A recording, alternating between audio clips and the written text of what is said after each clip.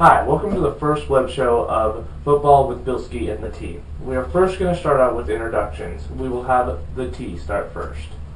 Okay, my name is Tyler, and I'm 16. I live in Idaho. My favorite college team is Boise State, and my favorite NFL team is the St. Louis Rams and the Arizona Cardinals.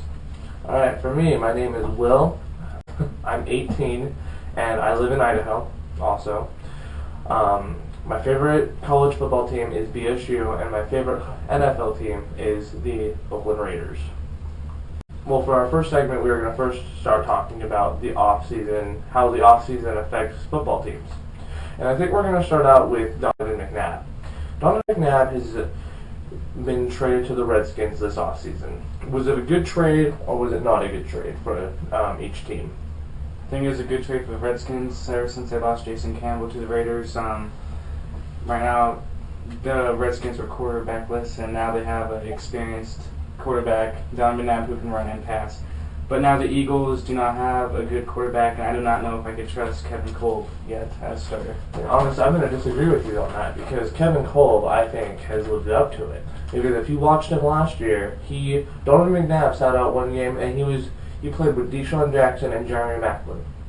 He did amazing in those games. He had like 3 touchdowns and like 100-something yards. So honestly, I think that the Eagles are going to start a new quarterback era with Kevin Kolb, and he will be the starter.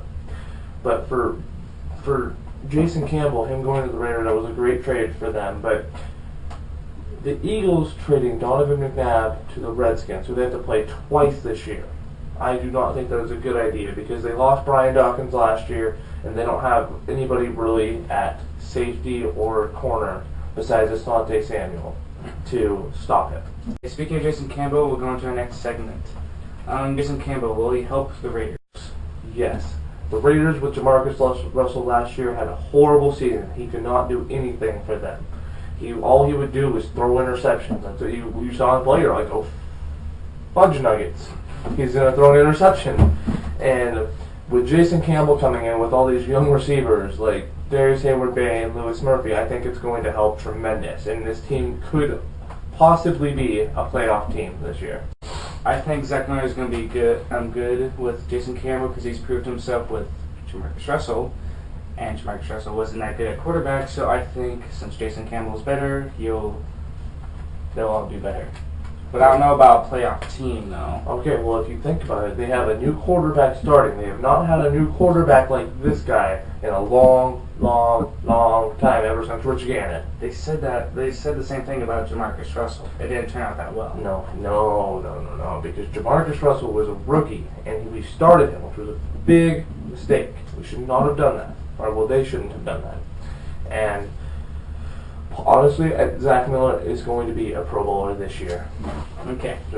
Now, talking about receiving, Brandon Marshall, did Denver use their draft pick well? No, because they decided to get a quarterback, and especially a Tim Tebow. No, you do not do that if he's not going to be a new starter for your team. Because right now you have Kyle Orton, you have Brady Quinn. They are both okay quarterbacks, especially Kyle Orton. He started for the team last year, and he can get passes thrown and do it, and get it done. So drafting Tim Tebow, I do not see him starting or doing anything for the rest of his career unless he gets traded, but doing the Wildcat. That's all I can see him doing. True. And plus, Brandon Marshall is going to the Miami Dolphins, which I don't know if that quarterback's exactly good or not, but he might turn out good because Brandon Marshall is a great receiver, but so far, Denver doesn't seem to have any good wide receivers now, except for Stokely's his name. And they got their new draft pick, Demaryius Thomas. True. But right now, the quarterbacks was stupid. Now they have 3 quarterbacks, and there's no such thing as a 3-way quarterback. Trio. A trio quarterback. There's never even a double duo ever. Yeah, never. You never see those. Okay, now speaking of another wide receiver, Antoine Bowen, will he help Joe Flacco get the Ravens to the Super Bowl? I believe that the Ravens will become a better team this year because of Antoine Bowen. I believe that they will bring him, just him being there will bring the entire team up. Because if Joe Flacco has 5 playoff games in his entire career, which is only 2 years, so that's pretty impressive. 3 his first, 2 his second. So I think that Joe Flacco will get his team close to the Super Bowl, because I believe the Jets are going to take the AFC. Sure. I believe that Aaron Boone will help Joe Flacco. He had pretty decent wide receivers, and he's done amazing so far. And now Anquan Boone, an amazing receiver, is now going to be with Joe Flacco, which I think will help their offense immensely.